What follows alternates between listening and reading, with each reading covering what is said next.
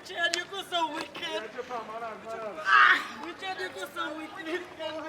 On August 2, 2023, the mother and sister of Kendine Douglas, 36, cry as he is led away to serve a whole life sentence for murder. Their attention is focused on co-conspirator and the mastermind of the crime, Richard Carib Francis, 38, of Layou.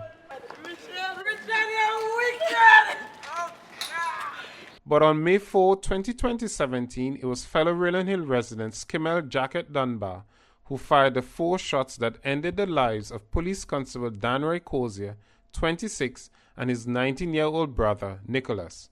8 days earlier, Francis, an ex-cop turned van driver, had gotten into a motor vehicle accident with Danroy and agreed to pay him for the damage. However, he later concluded that it was cheaper to kill Danroy and contracted Dunbar to do so. Dunbar agreed, charging $1,500, and enlisted Douglas as his assistant.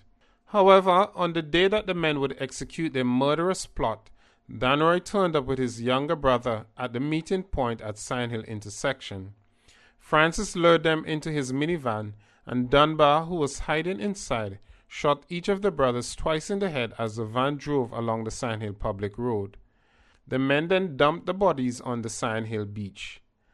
At their first court appearance on May 8, 2017, Dunbar told Douglas's mother not to worry, promising her that she would soon see her son.